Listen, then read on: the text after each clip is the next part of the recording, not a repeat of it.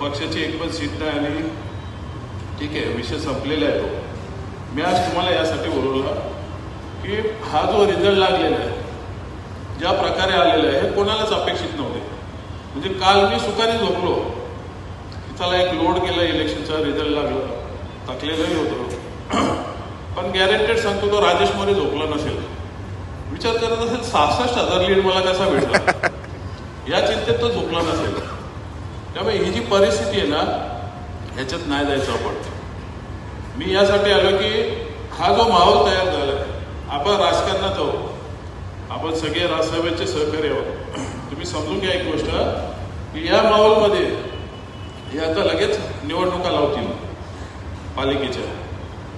बरेच लोक थकले असतील, दादा आता काय करायचं, खांदे टाकून असे बसले असतील.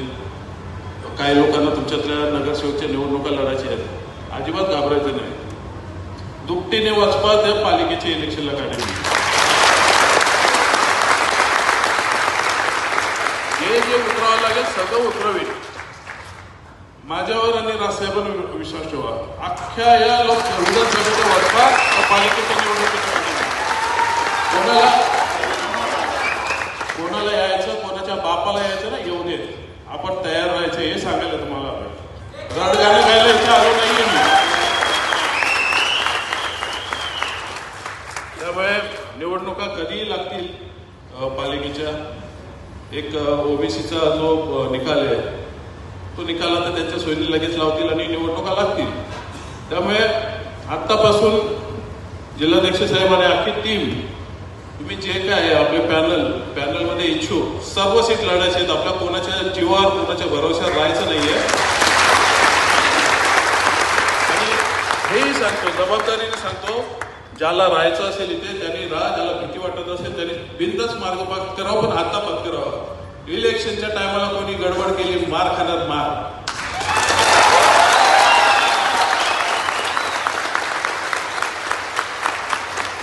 निवडणूक लाईन घेण्यासारखी नाही, आपल्याला गृहीत करताय. आपल्याला आपल्या समाजाला इथे गृहीत करायचं काम चाललंय. त्यांना राजू पाटील खूपच नाहीये, इथे जी कामं चालली आहेत, आपण जे त्यांचे भ्रष्टाचार काढतो, काय काय काढतो. हा जो आलाय राजेश मोरे, मला चांगले संबंध आहेत, पण तो पपेट आमदार आहे यांचा. फक्त यांची जी वाईट कामं करायची त्याला वापरणार. या अख्ख्या कल्याण ग्रामीणचा वाटोळ लावायचा असेल तर त्याला वापरणार. आपण जे मुद्दे घेतलेले, आगासाचं रिझर्वेशन असेल, मातडीचं रिझर्वेशन असेल, इथे गायरन जमिनीचा विषय असेल, डायगरच्या डम्पिंगचा विषय असेल, इथला रस्त्याचा विषय असेल, पाण्याचा विषय असेल, हे आपण आता पडलो जरी असेल तरी त्याच हिरिरीने मार्गी लावणार आहोत. हे माझ्या लोकांना विश्वास आहे आणि तो सर्व तुमच्या मार्फत जायचे. तुम्हाला सगळ्यांना जपून सगळ्यांना सांगायचंय की बाबा नो, हे जे झालं ना ते झालं. हा पराभव आम्ही मान्य करतो, हा निकाल पण मान्य करतो. लोक काय बोलतात तुम्हालाही माहिती आहे, परंतु आपण असं बोलणं योग्य नाही. पराभव झाला गेलं मिळालं, पण याच्यातनं शिकण्यासारखं खूप आहे. तुम्ही सर्वांनी जीव तोडून मेहनत केली, परंतु मायक्रो लेवलला जे संघटन पाहिजे ते आपल्याकडे नाहीये. आपण काही लोक आपल्यासाठी काम करत होतो, इतर पक्षातले लोक काम करत होते. आपण पाहिलं असेल की जमिनीवर आपली जी तशा प्रकारची मॅनेजमेंट नाही. काही ठिकाणी आपला पैसा कमी पडतो, काही ठिकाणी मॅनपॉवर कमी पडतो. मॅनपॉवर नाही, मॅनपॉवर आहे, तुम्ही सर्व आहात सगळे, पण काही ठिकाणी काही गोष्टी करायच्या आपण करू, मिळून करू.